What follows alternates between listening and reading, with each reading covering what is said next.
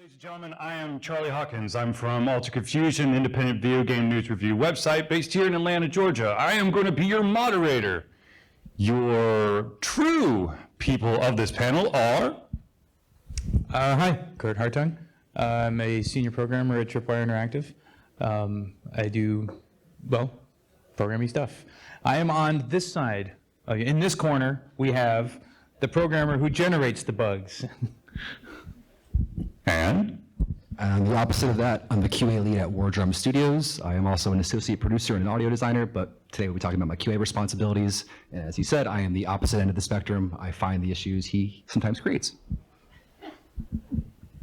Okay, so the description of this panel is quality assurance, playtesting, is no longer just a critical part of game development. It is one of the core skills required of everyone on the team at every stage of the process. So let's start off with, I guess we have to start off with the QA person. Sorry, Dev. Because, well, Dev is going to create bugs, but QA is going to have to find them. It's an iterative process. Yeah. Yes, it is. So what kind of advice would you say to for that quality assurance playtesters need to take into consideration when trying to describe a bug or issue you have found? Being explicitly specific is very, very important. Writing the exact things you did, the exact steps you did, even if the most innocuous random thing in the game world could have contributed to it. So when you're reproducing something and you see something happening in the background every single time, note that, because it can be very important to the programmer. And it's very, very important to be descriptive. It's very, very important to also understand how the programmer will read your bugs as well. I'll get into that a little bit more later, for sure. But basically, you want to make sure you're tailored the way you write your bug and your reproduction steps to the programmer based on how they're going to reproduce it themselves. Dev? Well, a couple of things. First of all, people think of QA as, and this is becoming less and less true, which I think is a good thing. QA isn't who takes your work and determines if it's right. They are more and more involved right from the very beginning. They're right beside you the whole way. Each system, each thing that you do, they're actually involved in the specs and the acceptance criteria, and they're really more of a teammate than an adversary. And a lot of people see it as an adversarial relationship. You know, like, I'm going to do this system, and I'm going to send it over to the wall, and hopefully it passes. And if it doesn't, I'm going to fight them about it. I see that less, but I still see that. One of the most important things I want to talk about communicating with QA is just what he said: write a concise bug. Speaking as a programmer, I'll often see a bug report. It'll be long, and I'll know what's wrong in the first 2 words. It's like, this is, oh, right, I know that. Yeah, because, and the rest of the essay was unnecessary. Now, on the other side of that, I'll read a bug and say, I have no idea what's wrong. None of this helps. So don't be too prosy when you're writing a QA. Write what you expect, what actually happened, what you did, and maybe some repro steps for it, and don't go berserk after that, because it's not going to be helpful either way. In general. And that's what I wanted to say. For the first round. And to piggyback off of that, one thing I tell my testers often is when they find a bug, they're very enthusiastic about finding the bug. They're like, awesome, this is broken, great. But programmers have spent sometimes weeks of their life working on this system and trying to make it to spec as the best they can. And coming at them telling them their shit's broken is not a good approach. So I say, have a compliment sandwich. Come at them and go, oh, this part is working and it's working brilliantly. And also this part of the system's not working as well. That approach really helps help their needs and their anxiety. Go, oh yeah, I did accomplish something. I am working on the system that's supposed to work, but you don't come at them so aggressively and so negatively. They're adversarial, like you mentioned. Yeah. Yeah, and to expound upon that, when someone comes after me, or someone, when I get a bug filed, to me, the problem is with the system. And the QA person isn't insulting me personally, they're insulting the system, right? And insult's even the wrong word. But the point is, the focus is on the system until they mock you. Until you say, haha, found your bug. Now the focus is on you. So that's what you want to not do. Keep it impersonal. Most good developers, programmers, and I certainly see this every day. It will not take it personally. We learn not to take it personally. Developers have pretty thick skin, and I mean all developers in game. I don't mean just developers. I mean everyone has. You have to have thick skin to be in this business, right? Just try and keep it non-personal. All right, don't be too happy about that thing that you found, because I spent 4 weeks trying to get it right. And by the way, this is the 5th or 6th bug I've gotten on the same system. It's still not working because it's complicated. And every time I fix one thing, I'm playing whack-a-mole. And keep in mind that you might just be the last person to find a mole. There were 5 in front of you, and I'm pretty frustrated. So, Real quick, I just want to put my 2 cents, and I'll introduce an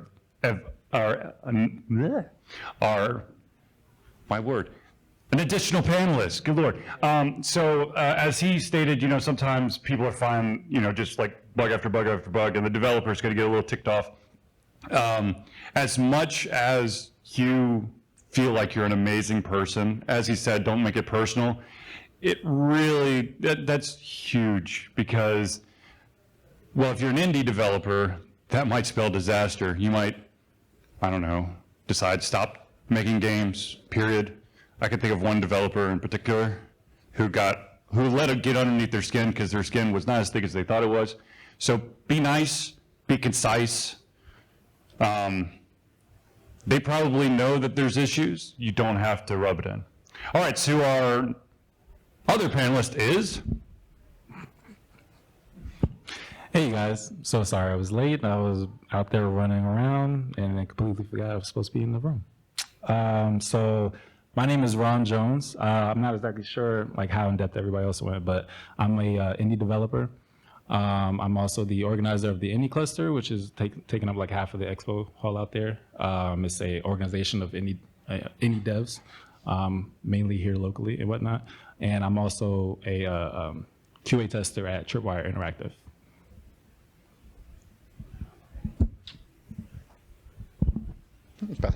Oh, okay. So I guess if we want to keep going back and forth to talk about things, or does anyone have questions out there specifically about QA, how to approach it, how to deal with QA nicely? Because there is, yes, sir. Do you guys argue about organization of QA and how Hawkins does QA and how that's organized? There's an Excel sheet or some other system. Is there a lot of back and forth with that at all? So the question is there kind of like a back and forth, try to discussion of how QA and development are going to interact, right? Yeah, or organized. Or organize? Okay. yeah. Sorry. He's probably better to answer this, but I just wanted to say quickly that usually QA and dev, and I mean dev, I mean artists and everything, not just programmers, tend to be separated by a pretty tall wall, even if it's an open office. QA will file a bug, they'll send it to a developer. I might not even know who filed the bug. I don't even look at the name. And then I try to fix it and do what I need to, and I toss it back over for acceptance. Sometimes, and I was just talking before the panel about this, I'll read the steps and say, okay, do this, didn't happen. One of two things is going to happen. I'm either going to send it back as no repro, and it might not even get looked again that day because QA is busy. Or I'm going to walk over to QA, find the person, Ron Jones, who filed the bug and say, show me. I want to see it. I followed your steps, nothing happened. Can you give me a minute? Generally, they can stop what they're doing and give you a minute. And I think that's the better approach. And sometimes the argument can be, I might have a lead sitting right next to him and says, don't do that, just file it no repro and get back to my developer, he's busy. Then we argue. So, Everybody that works in games is very passionate, and everyone's going to argue. It's always going to happen. It's inevitable. At the beginning of projects, it's usually the most tumultuous because we're planning things out. We're figuring out how things are going to work. Everyone has opinions on how things are worked. People are attached to previous systems, previous software, and it's going to happen. It's inevitable. Like people were saying, you have to have thick skin and be able to accept the world you live within, whether because we argue. Yeah, exactly.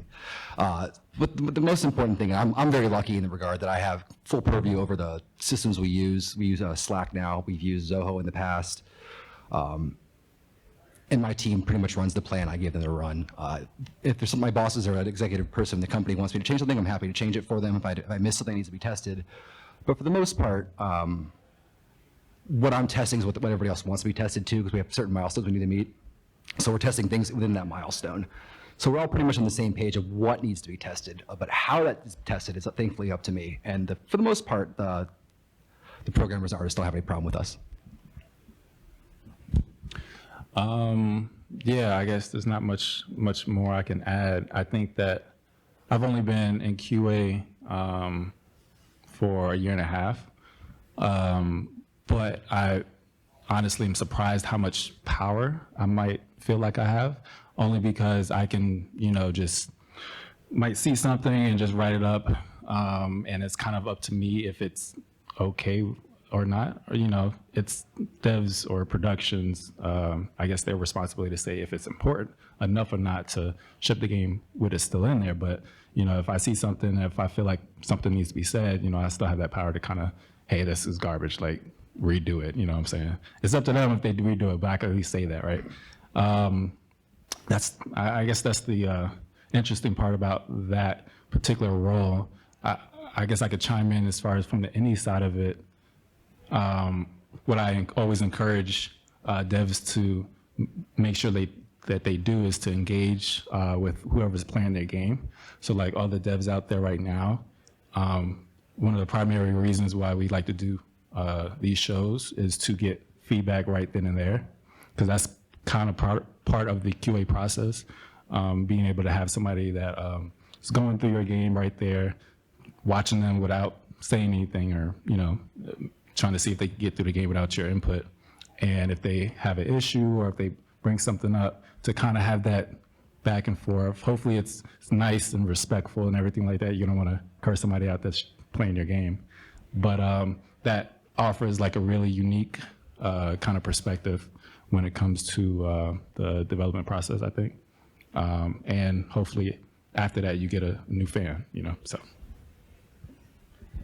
And to add one more thing, a lot of the times arguments happen between the publisher and the developer more than the QA and the developer, because the publisher will see a build of a game and they'll see a huge issue in their mind that's going to piss all the players off, and we're like, no, it's a missing texture on one part of the game, it's fine. We can fix it in 2 seconds. And they don't have the same understanding of priority that we have, because we're in the trenches all day long, while they just all they see is the final product. One more thing I wanted to add in terms of arguments. I think the most common argument that I hear between QA and dev is what's acceptable to ship the game with. QA will say, we have this bug, and you can't ship the game with this bug. And dev will say, yeah, but that takes 2 weeks to fix, and it doesn't really affect many people who are going to ship it. And you get some really big arguments around topics like that. It's going to happen inevitably. Yes. Just real quick, if you want to cut down on some of the arguments, some of the arguments that don't need to happen between development and QA, I know that if you are working in QA, you're a brand new hire, sometimes your QA manager is going, here is our bug reporting tool, and that's it. And magically, the new guy is supposed to know the exact steps. How am I supposed to write this bug up? What type of standardized do this, and this? You're supposed to include files or videos or something, because even if you think that you're being specific, it may not translate to the developers, because the developers are expecting a certain format. I hate to keep jumping off this. One more thing about arguments in general. I have kids, and I say, look, arguments are normal. We argue, I argue. Arguing is how we figure things out. There's a big difference between arguing and fighting. And you can tell the difference because as soon as you're fighting, you've lost respect. You're no longer respecting the opinions or the conversation you're having. You're just yelling. And that's the difference. It's okay to argue, as long as you respect the other person you're arguing with and you acknowledge, at least to yourself, they might be right and you might be wrong. Let's talk about why I think I'm right and why you think you're right. That's an argument. That's okay. And good things come out of that. It's when you lose the respect and you start the shouting matches that you're not productive. Nothing good comes out of that. Right? Any more questions? Yes, ma'am. Well, as a very small team, we don't have dedicated QA. Our users are often, we release actually, since our games are web-based, we release kind of in-progress builds to keep the community involved and whatnot. So they're basically doing QA for us a lot of the time. Do you have any guidance on how to prompt them to give us useful feedback? No. Two things I would want to say is, one is if you can have someone who can do the job of community leader and who can take the input and filter it and comb it and take the good parts out of it and then filter bugs on your side that have the pertinent information. That's a huge help. As a developer, you can't say, well, if someone's reporting a bug on the forums, I go read the forums, it's an explosion of bad. I'm not going to waste my time, literally waste my time going through there when I could be spent doing other things. You want someone whose job it is to do that because it's a muscle. And the better you get at looking through lines and lines of posting, oh, that matters. Oh, that matters. That's a skill. It's a skill I don't have. It's a skill that a community manager does. You don't have to have a dedicated community manager to get that, but you need someone who at least can do that. So that would be my first thing. Second thing is make sure the lines of communication are open. You will almost always need to go back to the person who reported it and say, thanks for your report. We're unclear on these points. Can you maybe tell us a little bit more about that? That makes them feel incredibly empowered. You will get feedback from there. You'll get an explosion of bad. Again, you need to know how to look through it. But you want the people reporting it to feel, one, they're being listened to, and two, empowered. That would be my reaction to your question. I guess the first thing that comes to mind for me is to give them very, very specific instructions, as detailed as you can be, as much hand-holding as you can give them, because they're volunteers. This is their free time. They're taking their time out of their day to do it to you. And any way to make it easier for them will make it easier for you at the end of the day.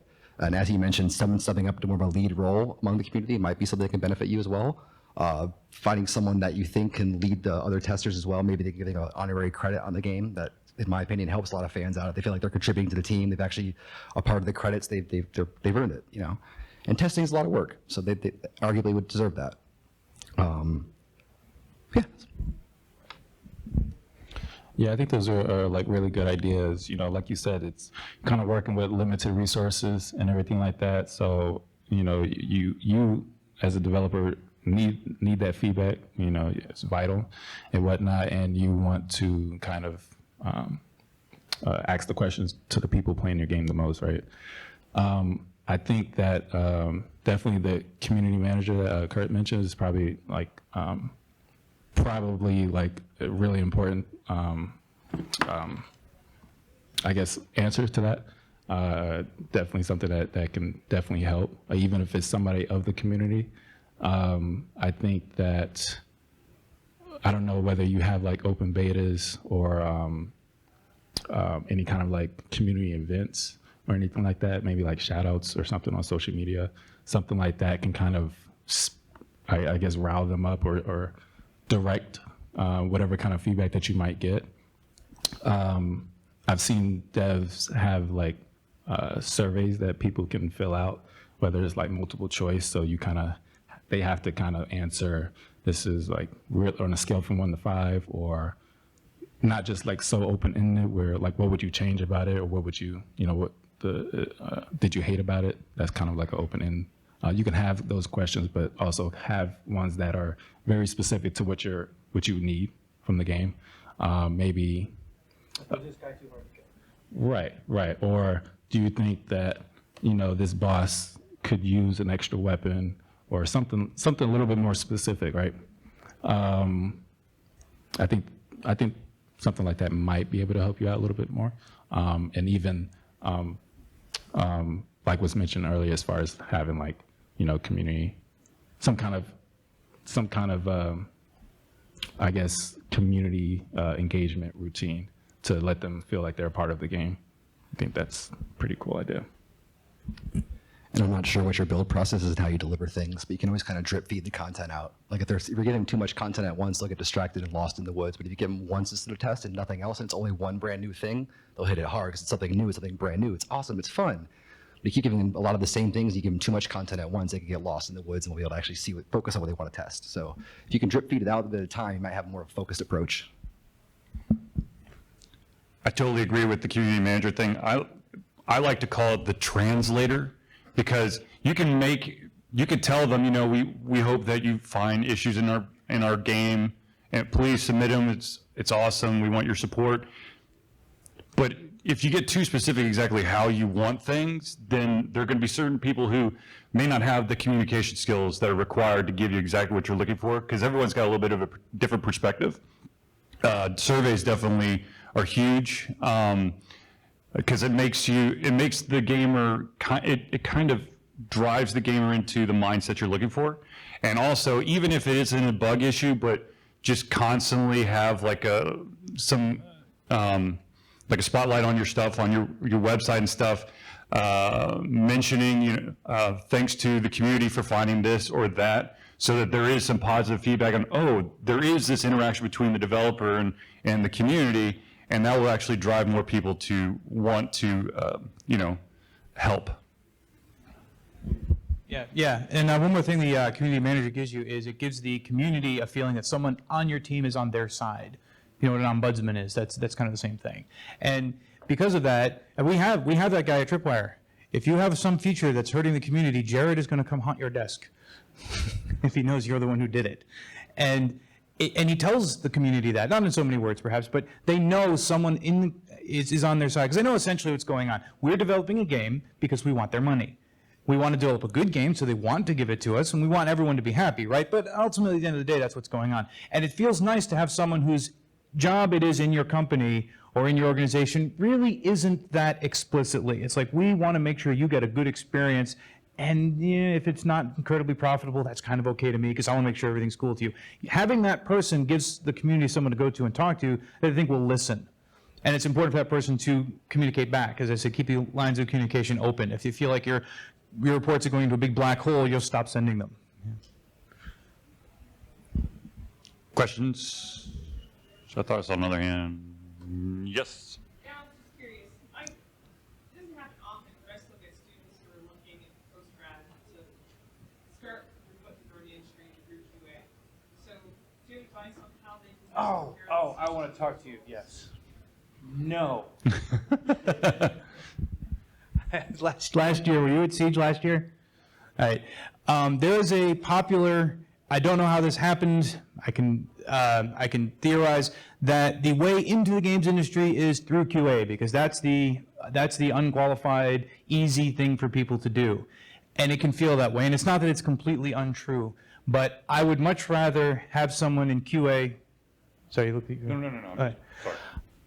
There are people who are in QA who are so good at it, I don't want them to ever leave. It's a skill, and it's a really, really important skill to have, and it's undervalued outside the company. Inside companies, not so much anymore. I'm seeing more and more people really appreciate the value that QA brings, not being a stepping stone to producer or a stepping stone to dev or something like that.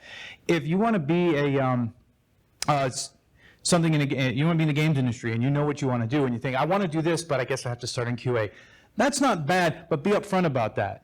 Yeah, and it could be okay that you can get a junior position doing what you want to do just as easily as you can in QA. It's not the only way through. It's not the thing people should get on. I want people who are in QA to really want to be there, and I want someone who's going to be a 2D artist to really want to be there. I understand that's a harder job to get, but you really will be more rewarded and better off if you're just upfront about that and not say, oh, I want to come in QA, because you're going to get pigeonholed there and hate your life. And I agree with you completely. But I think the question is for the folks who do want to go in that way. How do they Right. prepare themselves? Okay, well, I'll pass that off to someone who knows better. Well, that's literally what I did. Hi, Robin.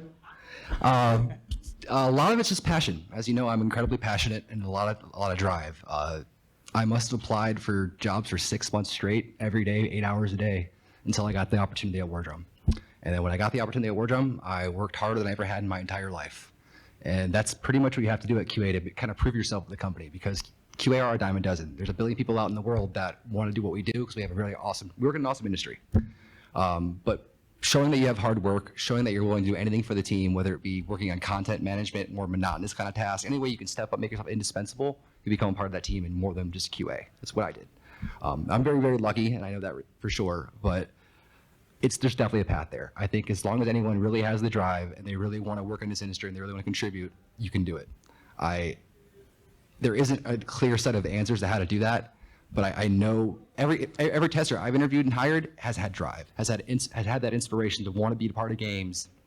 That it's not just a job to them.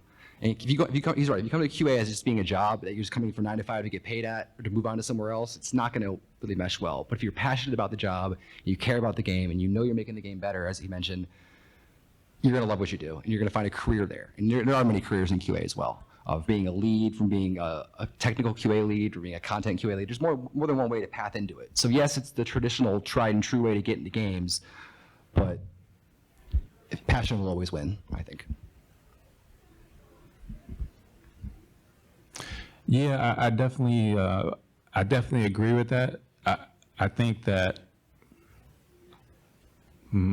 like, see, I've always been the type to not have the skill that everybody around me has, right? And it's been like that ever since, just because I've always kind of been interested in a number of things.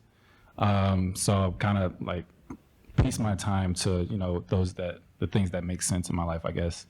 However, even though games has always been there, what I've realized that I did like, and that did help me stand out, is the ability to network. So I might not be the most talented person in the room, but I was usually the person that knew somebody with the opportunity, right? I would usually be the only ones in the local networking events, the groups. I've been coming to this con since the beginning, since I was in school, right? And I can count on my hand how many students that I went to school with are still in the industry, right? So definitely fortunate in that factor, but I kind of had to build that reputation up, I guess. And even though I wasn't able to be the best as far as like QA, or to be the most energetic, or come off as the most passionate, I think for some students, some people, they're able to show their passion in other ways. Especially when it came to me, it would become like dedication or longevity. Me being here for 10 years shows you that I'm serious about whatever I'm doing, right? So that's just to piggyback off what they were saying. Yeah, so whatever it is that we need to do to get in the industry that we want, there's definitely a role for everybody. There's definitely somewhere people can fit, especially these days. There's esports. There's, I talk to some of my friends that are like attorneys, or even health coaches and everything like that. People that do 3D art, people that do like sports announcing and everything like that. Today, 2019, all of those jobs can be filled within the game industry. You just kind of gotta show yourself, prove your self-value, and then present that to those that are either thinking about something like that, or are currently looking for people like that, and to get back to the QA specific, I didn't realize how, fit I was for this job. I probably wouldn't have been 10 years ago, but because I've been making my own games, or at least trying to make my own games for years, like I have already had an understanding of that QA process of testing, going back, reiterating stuff, what a quote unquote developer or the programmer might need as far as like feedback, and then coming back to test whatever build, feedback, asking other people for help, that kind of thing. So each person's gonna bring their own experience and their own talent to said project or whatnot, but definitely that passion and like knowing what you want and carving out your own niche, I think is important. Just one more concrete tip. If you want to be in QA, you have to learn the language of QA. It's kind of like watching TV versus making it. You can watch a lot of TV and have no idea how it's done. This effort over here, the independent effort, when they're asking for bugs and looking for feedback, do that. There's some very good videos on the net about how QA inside a studio actually works, what kind of language they expect, what kind of things they need, what a bug looks like behind, on this side of things. And it's pretty formed. It's pretty well formatted. Show that you submitted a bug and that it got acted on and it got fixed. And here's what I did, and here's the language, and that's how, if you want to prepare for a QA career, show that you know how that works. It's not a mystery, we don't hide it. You can go and do that research, and you can find out how things like that work and how to think and be like a QA, and that puts you a leg up in the interview process, because they'll ask you, how would you file this bug? If you use certain words correctly, like, well, I expected this and I observed that. Oh, that's nice. They know what that means. They know that that's how we talk. So that kind of thing. Real quick, the myth of I'm going to be QA and then all of a sudden I get to choose my own job. One, it doesn't happen like nearly as much as people, has been Hollywoodized. It is very rare. If you're going in through the QA route, you got to show passion. You got to show the want and desire to get better, to, basically bust your balls to get it done. When you magically get into a company, it doesn't mean that, in a couple weeks, I could show how awesome I am at level design, so I'll just move there. It is a very long process, and it's something that you even if you don't want to QA the load menu for the 4,000th time to make sure that something doesn't go right, that's what you have to do. You have. Groundhog's Day. Yeah. That's QA. I personally, I've applied for a ton of QA positions. I was once in the game industry, and I got laid off twice. But it's passion. It's passion, the desire to do what needs to be done, and if things come available within the company, apply.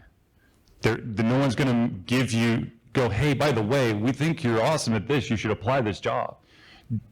Keep an eye on the website for the company you're working for, or maybe a competitor, and apply, because that's how you get the next job. And one more thing, just do everything the company asks you to do. I do things from art tasks someday. I do things, audio tasks if I'm lucky. I'm very lucky in that regard, but make your skill set as wide as possible when you're approaching a studio for the first time. Show them other games you've worked on, show how you've contributed in any way possible. Because that passion, showing how hard you've worked in games before and showing what you've done, will make you more a desirable candidate. More questions? Yes. Our product team uses Jira for their tracking and bugging. I'm interested if you guys are using anything else besides that. Pretty much industry standard. I'll let one of y'all. I actually work for a company that has 5 different bug reporting systems depending on the project. So here. Okay, don't do that. All right, now that seems obvious. This didn't happen overnight. No one sat down and said, well, we need 5 different bug reports. No, they kept adding them. I'm sure that's what happened. Or they acquired a company that had a bunch of legacy stuff in here and didn't want to spend the time, I won't say waste, spend the time moving them into their system. That's how that happens. It's actually different departments have their preferred method. And Right. so QA just magically has to be able to do. What you need is Caesar to come and kill everybody. You need someone who's in charge, who has the authority to say no. And that isn't as rare as you think, but having that authority and desire and ability is kind of unusual. And sometimes sometimes you need a studio to fail so hard that someone can finally say, okay, we all know what's wrong, let's fix that. But that's another topic, not communicating with QA. Jira is very common. Most of the job offers that I get and the things that I see say, hey, we use Jira, we see that you use that too. So I infer that it is very common. Most of my friends who are in the industry know it and use it. There's some others, like Bugzilla, I think. Mantis is a free one. I don't know the status of that project. Most of them, you'll hear people say, oh, this is terrible, that's great. The truth is, they're all okay. They're all okay if you use them right. You don't overuse them, don't abuse them. They get the job. The job that you need done is we need to be able to easily put bugs in, have them move by email or internal magic to where they need to go, and they need to be able to come back. And if that line of communication is open, then good. Jira does that really well. They recently updated, I think it's almost 6 or 8 months ago now, to a system that I hate. I want the old one.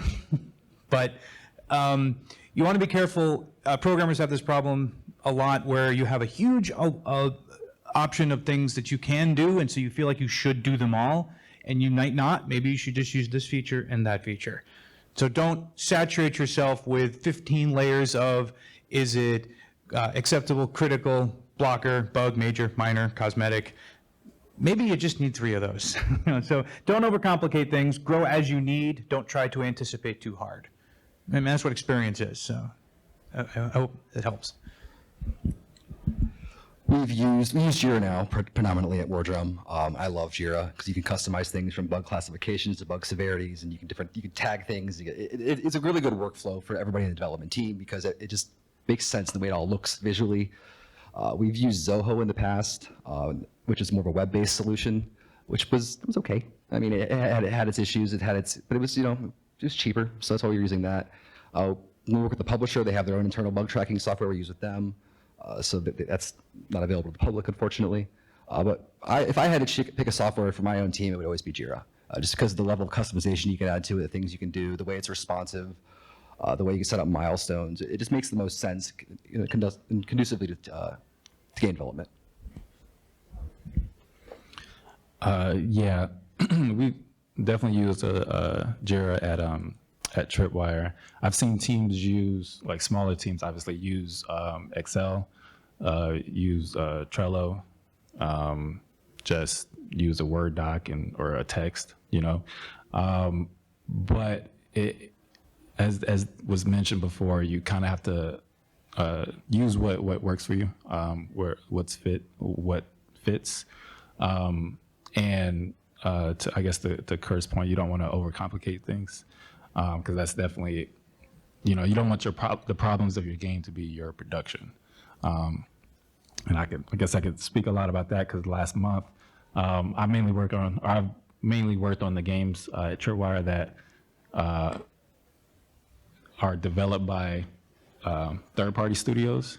So getting our QA teams to kind of collab and not break the game has been fun to watch. In this last month, we're working with a studio in Toronto, and their whole Kurt mentioned, as far as the priority and the critical and blocker, that whole list and everything like that. So there's a priority list and there's also a severity list. And the team that we're working with is using both, and it's been a nightmare just figuring out, and especially because you could get a blocker severity, but a minor priority, and it's just so. It's yeah. Right. So that's been fun, but we've been kind of trying to iron all of that out, come up with something a little bit simple, and finding a designated translator, like what Charlie had mentioned, as far as somebody that can make sure everybody knows what everybody's doing and everything like that. But yeah, so whatever works and doesn't make it worse. Yeah. And definitely use a software. Do not use Google Drive. That is a nightmare no one wants to handle. I speak from experience with someone else we worked with, and I won't name their name, but Personally, just don't. I'm going to be honest with you. Find yourself a nice bug reporting tool. Don't use Excel. Holy crap, do not use Excel. I've had so many cross wires, and people, if you try to share it, then you've got so many people, you've got someone who's locked it open so no one can update it, or they make mass changes but they did it offline, so when they synchronize it, they erase all the changes. Find yourself a bug software. It seems like it works for a small team, but as soon as you get bigger than tiny, it eats you. bigger than one. Yeah. Well, programmer and then bug tester. Two. That's still safe. Okay, fine. Personal tracking. Have you Yep. been exposed to Hack and Plan by any chance? Hack and play? It's like a software for game development. What's it called? Hack and Plan is Hack and Plan? Yeah, HACKN Plan.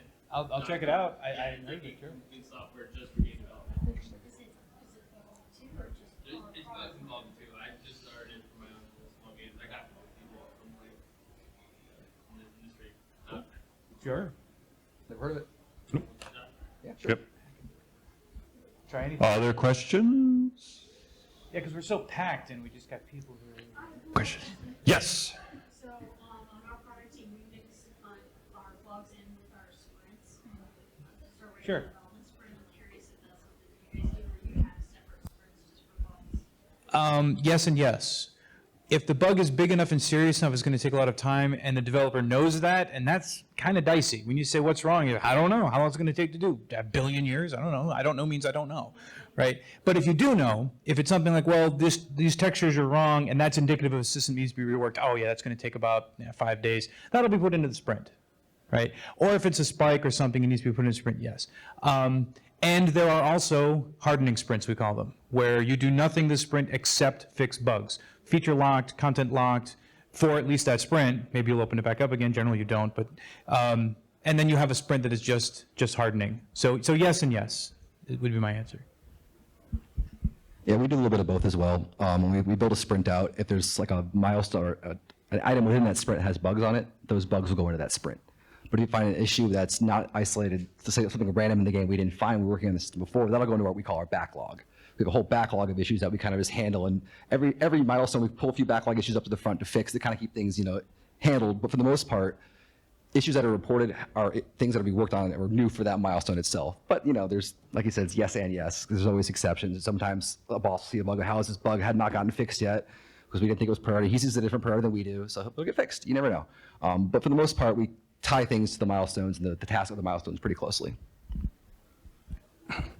Yeah, I think it's good to work with both, whatever works for you. Going back to this Toronto studio, it looks like they operate on just whatever sprint that they have to just do stuff, and then we get a build and stuff has been done, and it's kind of, I've just had to speak up about it because it hasn't really been sitting well with me for a while, but only because what I've experienced, the previous studio that we was working with, I noticed that they did separate. They had a dev sprint and a bug sprint, and compared to what I'm dealing with now, I felt like that would definitely work, right? Because I would know at least what they're working on and how to assess some of the things that I'm looking at.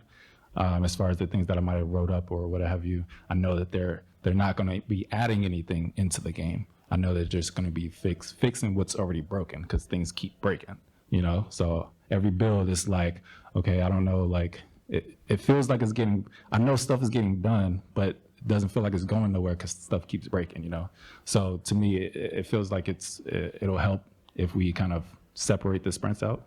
But I don't know. I'm just a tester. I try not to complain too much. But I think that's an area where separating them out would work. But also, I've seen smaller devs do that same thing, or depending on the game, I guess, because even like tabletops and card games, I've seen them do certain things like that, or it might not be called that, so to speak. But really, if you're working on your game by yourself or two people or whatnot, you kind of don't necessarily, especially if it's a card game or tabletop, you don't really have that, I guess, that interaction. So you would be working on your game for 2 weeks or whatever like that, and then you have a convention next week, and then you spend a week just focused on the things that have broken, or after the event, you spend a week on things that people have said needs to get fixed, and then you kind of, I think separating out, it's kind of the way to go in that sense, but it doesn't always have to be called, kind of whatever. You have to be fluid. So whatever kind of works for your project. So.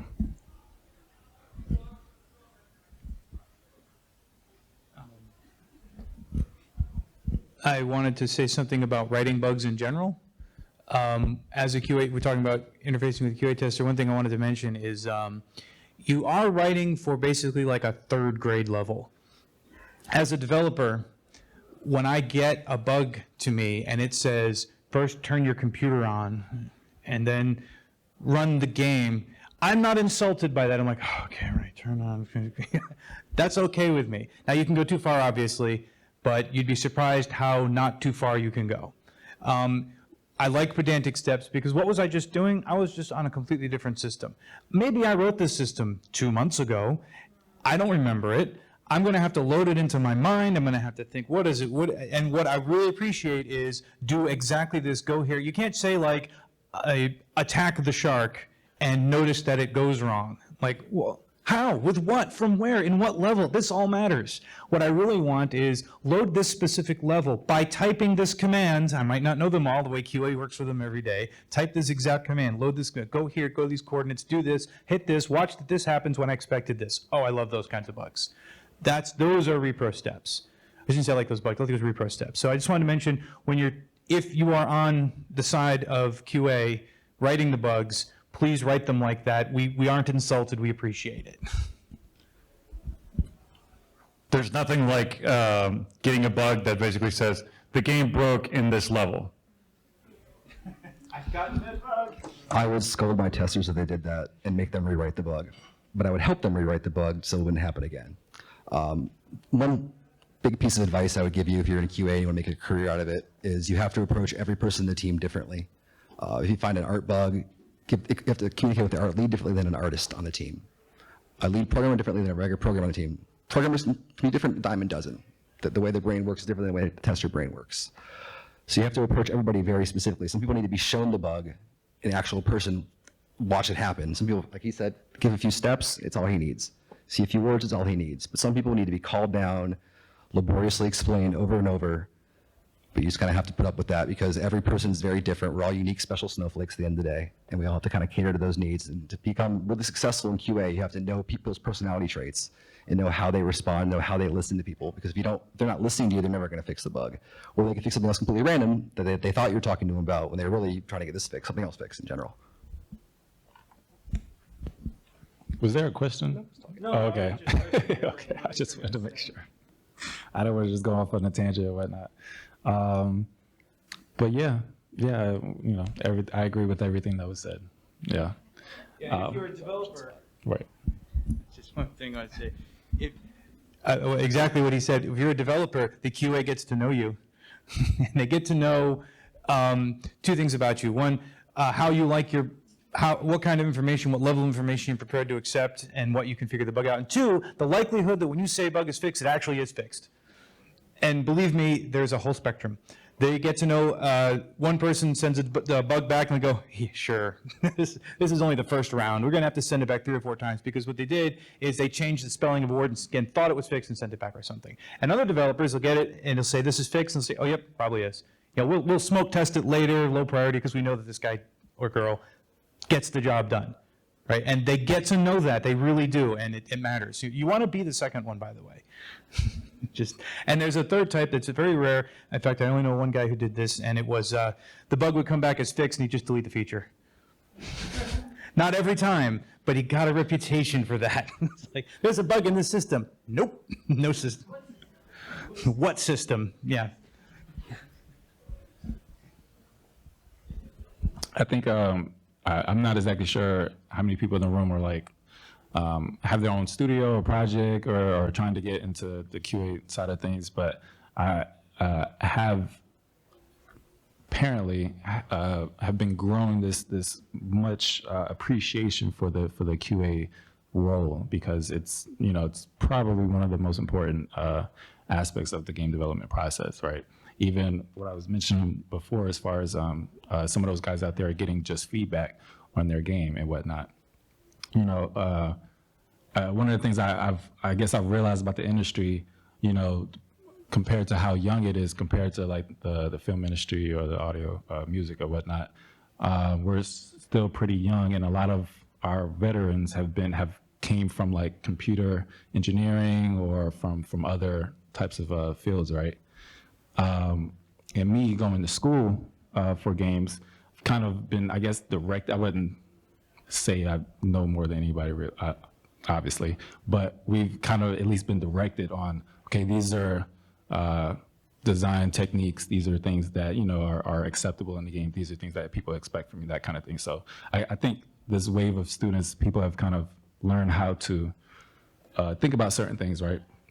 So that kind of mentality compared to or butting heads with some of the older guys in these more veteran roles, you're gonna kind of run into that conflict, and it's something that I've noticed in various studios get in the way of the game's progression, right? And a lot of those newer cats are obviously in QA roles, right? One thing I'll say to developers is just not to get in the way of that process, because getting feedback is, especially before a game is out, is probably the most important thing that you'll be able to get, especially if you have an in-house crew or have a community. Definitely, that feedback is definitely necessary, from game elements to mechanics, things to balancing and everything like that. People seem to underestimate that crucial feedback, surprisingly. And I just want to make sure people don't do that because we want to make great games, right? And especially if you have dedicated people to play your game every day or 8 hours, chances are they know a good bit about your game, you know, so. Developers or programmers, I just want to stress this. Get QA involved as soon as possible. Because if they're there with you at the beginning, they will have a better understanding of your product and be able to give you better feedback than if you're like, I'm 3/4 of the way through. All right, go at it. Yeah, I started with that. QA is definitely necessary at the very beginning because and QA actually is a great. I want to say it's like a misnomer now, but it's not. It's a great term. It's what QA is. I was actually thinking about this the other day. So what should they be called? They should be called quality assurance because that's exactly what they do. But people think of it as tester. I think that's what people think of the QA, and that's not. That's like a piece of what QA does. They start from the very beginning to make sure that everything you're doing is done the way you mean for it to be. Here's the spec I wrote. Here's the thing I did, and let's hope they match. You know, and maybe they could be better, and maybe they could. You know, as you said, right in from the very beginning. Any more questions? I think we're getting. So you mentioned earlier stuff about having multiple bug trackers and Him, not me. I'm not. Yes. my studio, the one I'm in, currently has 3. We're coming up on 4 right now. So how would we kind of solve that, especially if upper management is sort of pushing for those kind of things? Someone needs to put their foot down. I think like calling manage up, show how much time you're wasting on these systems, how much easier you could use using one system, illustrate how efficiently one system is versus the 3 you're already using and how much time you're wasting. Because if you are wasting time, it should be pretty easy to show that. And if they really care about the time and the money spent, time is money. And they'll understand and listen to you. And that's what they want to hear from the executive side of things normally. If they don't listen, just, you know, make deal with best you can. But if it was me, I'd still weight the better software and just use it still and then kind of just show them over time how this is a better tool to use. And don't get in trouble. Don't go against your bosses by any means like that. But it's always good to kind of manage up and illustrate with your work versus how much of a waste of time it is instead of just complaining about it. Sorry, I kind of half heard the question. So One thing I would say is when you're coming up with suggestions and you say, hey, this is a bad idea, we should do something different, they go, yep, noted, next problem. Come up with a plan. Come up with, hey, from now on, we're going to sunset this system, and all new bugs from this team are going to go into the unified one. And yeah, it's going to be a little painful because you have to check both for a couple of weeks maybe. And then we'll be off the old system because all the new bugs will be on the new system. And in the meantime, we see that there are 520 legacy bugs, things in the backlog. It will take us about 2 days to move, for one person or 2 people to move them all to the new system. Here's the plan. Here it is. Here's how we're going to do it. Now you have something to talk about with other managers. They can talk about amongst themselves without you. And then you can, I mean, ideally you're there, but the point is that you have something concrete in their mind. You have a plan. You don't have a vague, hey, we shouldn't. I agree we shouldn't. So what? You have something that says it's going to take us half a week and a little bit of pain for the next month, and hey, problem solved. There. And that's what I would say you do that over and over. Is what I would do. I don't know if it would work, but I'm kind of a mean person, so I sometimes assert myself in ways I shouldn't. But it's all about that. so was the question more about tools or the process? If you have multiple tools. Multiple. Oh, okay. Yeah, I guess one of the things that helps me kind of calm down is just like, because I actually like being a grunt because I could just like not care because I'm getting paid either way, right? So if I have something process-wise that I'm like keep running into and I'm actually being vocal about, and that's like the limit to my job. I can't really, or nothing else more besides that is expected of me, right? So if I'm letting people know that this is either a problem now or will be a problem then, I'm still doing my work today. And that's about all I could do. I'm getting paid either way, right? But when it comes to like the higher ups, kind of accepting that and understanding that we want to make the process overall much better and everything like that, then this feedback should be considered. Whether it's tools or whatnot that you're given, is definitely definitely the way to go. Especially if you give them or show them basically what they was mentioning before. So if you show them, if you have that process out, and they still say no, or they still are just pig-headed about it, then I guess that not much you could do besides let them waste money or whatnot.